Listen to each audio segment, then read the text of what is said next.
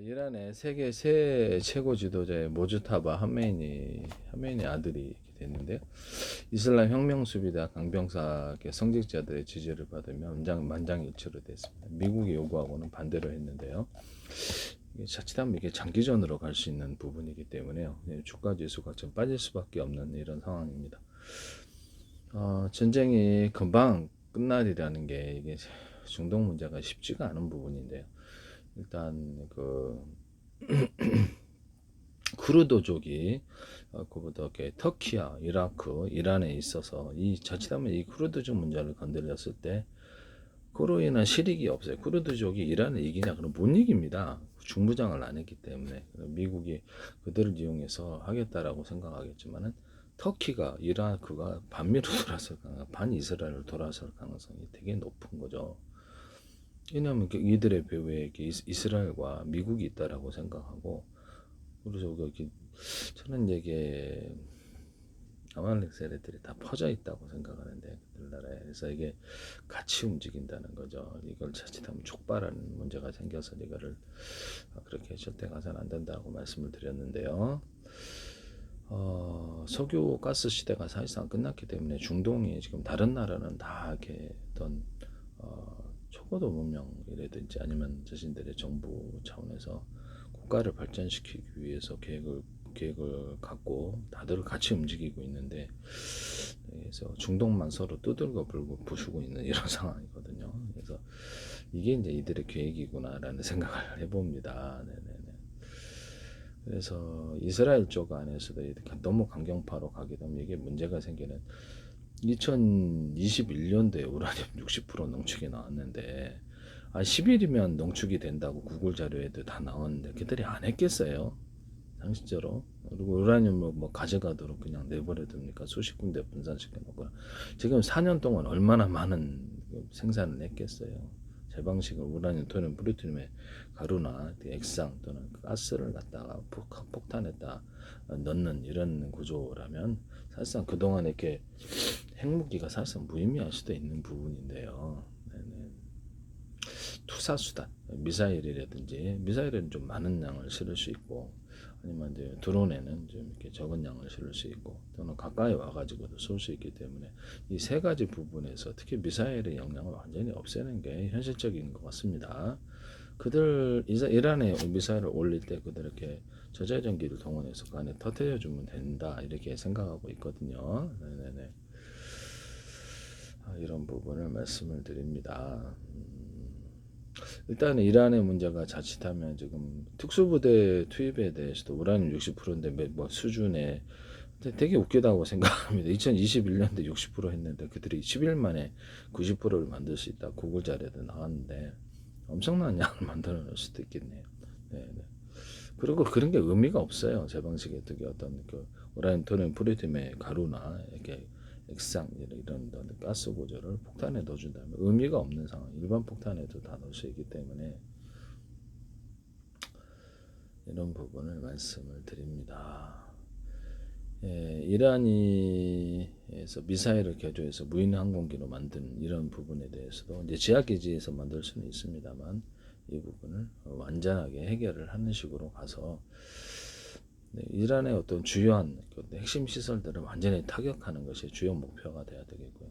이란이 주의 중동국이라도 주변국을 다 건드려 놨기 때문에 미사일이나 드론 날려가지고 같이 지금 연합세력이었기 때문에 되게 분위기가 좋은데 갑작스럽게 이걸 같은 분위기를 엉망으로 만드는 게 제가 참 이해가 안 가는, 특수부대에 들어가서는 안 됩니다. 제가 보기엔 몇 명이서 들어가서 이란의 군이 몇 명인데 그거를 다 해결하겠다는 거예요. 이란 군 숫자를 볼게요. 52만이 52만 특수부대 몇천 명이나 몇백 명이 들어가서 이게 해결한다는 것 자체가 황당하네요. 네네. 별도의 정예부대 혁명수비대가 11만 5천 명입니다. 이거를 같이 총쏴가지고 누가 이기겠어요? 뻔한 거지. 이런 부분을 말씀을 드립니다. 항로를 제공권 장악이 1차 목표가 되겠고, 핵심적인 시설, 무기를 생산할 수 있는 시설, 중국이라든지 러시아 혹시 무기를 지원하는 그런 부분이 없도록 다 이렇게 그들을 차단시키는 것이 제일 중요하다라고 생각합니다. 네네. 18배열 의무 복무제이기 때문에 추가로 병사령을 또 들어올 수 있는 부분이에요. 그래서 이거를 특수부대 몇 명, 이란 국민 숫자를 볼게요. 의무병이란 말이에요. 8,600만, 9,200만을 이렇게 숫자를 가진 사람들은 특수부대 몇 명, 몇백 명, 몇백 명밖에 안 되겠죠. 투입해서 굴복시킬 수 있겠어요? 지금처럼 계속 두드려 보셔서 핵심적인 시설들을 다 무너뜨려서 항복할 수밖에 없도록 사실상 보급을 차단시키는 작전인데요. 이런 부분을 말씀을 드립니다. 국민들의 선동을 유도를 하거나 해서 그 세력이 견딜 수 없게 만들어줘야 돼. 이들이 지금 움직이고자 하는 것이 여러 나라에 자기네들의 세력이 지금 퍼져 있다는 거죠.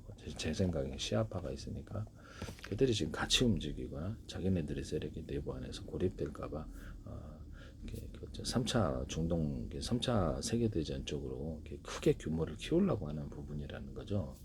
제 생각엔 그렇습니다. 제 생각엔 그렇기 때문에 이쪽 부분으로 가서는 안 된다. 제가 어떤 상황에서도 급변 사태를 만들어서는 안 된다고 했는데요. 지금 미국이 지금 국가통화 체제로 빨리 이렇게 바꿔야 된다. 제기술을 사야 된다 그랬는데 시간이 없다 그랬는데도 중동 전쟁을 되게 대형 전쟁으로 만들어 갖고 그쪽으로 미국을 사실상 금융위기가 금리 문제가 생기는 거. 석유가 올라감으로써 미국의 금리를 내릴 수 없는 상황이고 상업용 부동산 채권 부분이 폭발할 수 있는 부분입니다. 그다음에 전 세계 금리가 인상이 됨으로 인해서 전 세계에 투자되었던 자산들이 미국으로 들어가거나 또 다른 나라로 미국인데 추가적인 부실이 이제 드러나게 될 때 몇 년도에도 상업용 부동산 채권 또는 몇 년 전에도 전 세계 중앙은행에서 미국의 국채라든지 미국 달러 표시 채권을 사는 것이 대거 부실이 났었거든요. 많은 손해를 봤던 부분인데 이 부분이 금리 문제가 건드려졌을 때 완전히 채권 시장이 무너지는 거거든요. 그래서 이 부분을 말씀을 드립니다. 절대 장기전으로 가서는 안 되고 계속 폭격을 하는 부분이라면 그 정도는 전 세계 시장에서 용인할 수 있는 부분이기 때문에 누구도 못 이긴다. 계속 장기적인 폭격을. 그럼 내부에 있는 세력들이라든지 외부에 있는 그들 연계된 세력들이 같이 약화됩니다. 그들 나라에는 전쟁이 안 이루어지고 있기 때문에 이해가 가십니까? 그들 안에서 이제 어떤 상황에서도 급변 사태를 만들어서 안 된다는 것을 전 세계 민족이 중동 안에서도 그렇다는 거지. 이해가 가십니까? 중동 안에서도 그렇다. 이스라엘 내부, 터키 내부, 이라크 내부, 중동 안에서도 그렇다는 거죠. 급변 사태를 만들어서 큰 전쟁으로 확대해서는 안 된다라는 것, 절대 이거는 문제가 크다라는 것을 말씀을 드립니다. 에벨 자선 양쪽에 핵을 갖다가 두고 지금 그쪽으로 가려고 하는 것 같은데요. 제가 보기에는 투사할 수 있는 수단, 미사일 거기에 많이 실을 수 있기 때문에 투사할 수 있는 수단을 없애는데 목표를 두십시오.